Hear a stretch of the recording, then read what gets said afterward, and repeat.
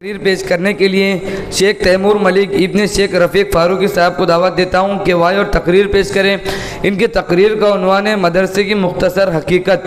حفظ اول کے طالب علم اور پوسد کے رہنے والے۔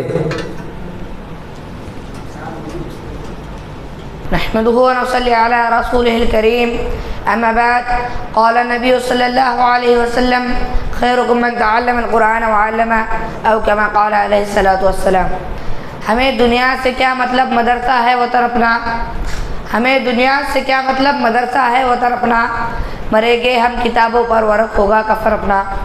محترم سامعین اکرام، آج کی مجلس میں آپ حضرات کے روبرو مدرسے کی مختصر حقیقت بیان کرنا چاہتا ہوں، امید بغور سماعت فرمائیے۔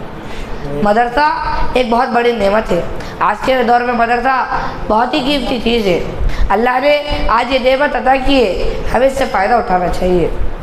علم دین کا اتنا سیکھنا ضروری ہے کہ جس سے نماز روزہ وغیرہ درست ہو سکے۔ علم دین کی تعلیم اس مدرسے میں ہوتی ہے۔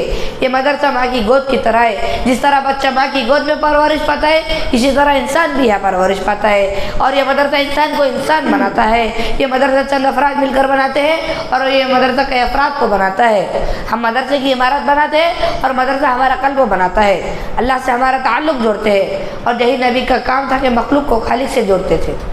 یہ مدارس بھی ہمیں اللہ سے جوڑتے ہیں، جس طرح نبی مخلوق کو خالق سے جوڑتے تھے، اسی طرح یہ مدرسے ہمیں اللہ سے جوڑتے ہیں۔ لہٰذا ان مدرسوں کو نہ کوئی طاقت ہلا سکتی ہے اور نہ کوئی ان مدرسوں کو توڑ سکتا ہے۔ محترم بزرگوں، یہی وجہ ہے کہ آج مدارس کا جال ہر اطراف و اکناف میں پھیلا ہوا ہے، جبکہ حکومت رات دن ان اداروں کو مٹانے اور ختم کرنے کی کوشش کر رہی ہے، لیکن ان اداروں کا نظام ایسی ذات اعلیٰ کے قبضے میں ہے جس کو آج تک نہ کوئی بگاڑ سکا ہے اور نہ بگاڑ سکے گا انشاءاللہ تعالی۔ اب اس کے متعلقین کے بارے میں سرور دو عالم صلی اللہ علیہ وسلم کی زبان سے سنیں۔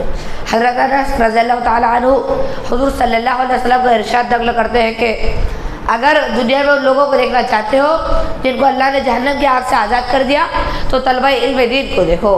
بخدا جو طالب علم صرف علم حاصل کرنے کی نیت سے کسی عالم کے دروازے پر جاتا ہے، اس کو ہر حرف اور ہر قدم پر 1 سال کی عبادت کا ثواب ملتا ہے، اور اس کے لیے جنت میں ایک شہر بنا دیا جاتا ہے۔ جہاں جہاں اس کے قدم پڑتے ہیں اس زمین اس کے لیے استغفار کرتی ہے۔ صبح و شام فرشتے اس کی مغفرت کا اعلان اس طرح کرتے ہیں، ہؤلاء یلقوا اللہ من النار، یہ ہے جن کو اللہ نے جہنم کی آگ سے آزاد کر دیا۔ اس سے مراد وہی لوگ ہیں جو علم دین حاصل کرتے ہیں، مدرسے میں رہتے ہیں۔ ظاہر سی بات ہے، جب طلبہ کرام کا اتنا بلند مقام ہے تو ان لوگوں کی کیا شان ہوگی جو طلبہ پر خرچ کرتے ہیں، مدرسے میں امداد دیتے ہیں۔ ان کے روپیوں اور پیسوں سے جو عمارتیں بنائی جاتی ہیں تو آخرت میں اللہ تعالیٰ ان کو کتنا بڑا اجر دے گا۔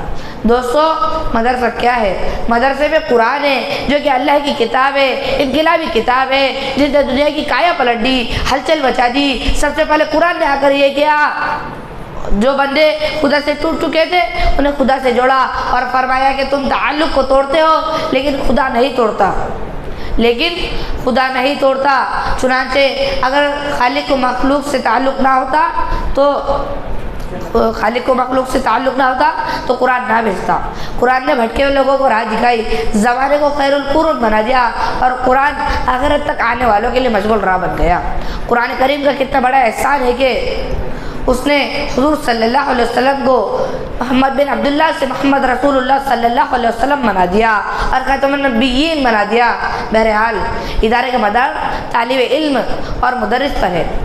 تعمیر سے اونچائی نہیں آتی، اس ادارے کا رشتہ اصحاب الصفا سے چلا ہوا ہے، جس کے معلم سرور دو عالم صلی اللہ علیہ وسلم اور جس کے طالب علم حضرت ابو بکر صدیق رضی اللہ تعالیٰ عنہ، حضرت فاروق اعظم رضی اللہ تعالیٰ عنہ جیسے تھے۔ ہم یہ فخر سے کہہ سکتے ہیں کہ اولئک آباء فجئنی بمثلہم، کیا کوئی یونیورسٹی سے فارغ ہونے والا اس طرح کا فخر کر سکتا ہے؟ یہ وہی دینی ادارہ تھا جہاں جبرائیل خود طالب علم بن کر استغفار کے لیے آئے تھے اور کہتے تھے کہ ایمان اور احسان کیا چیز ہے۔ تو اس مرکز میں طالب علم بن کر جبرائیل بھی رہے، ایسا نہ کوئی پیش کر سکا ہے اور نہ پیش کر سکے گا۔ دوستو، تم مدرسے کی قدر کرو، تم نہ کرو گے تو خدا دوسروں کو پیدا کر دے گا۔ حضور صلی اللہ علیہ وسلم کے زمانے سے مدرسے چلے اور چل رہے ہیں، اور حضور صلی اللہ علیہ وسلم کی توجہ اور دعا ساتھ ہے۔ مدرسہ نہیں مل سکتا، جس کا تعلق مدرسے سے ہو کوئی بھی نہیں مل سکتا. لہٰذا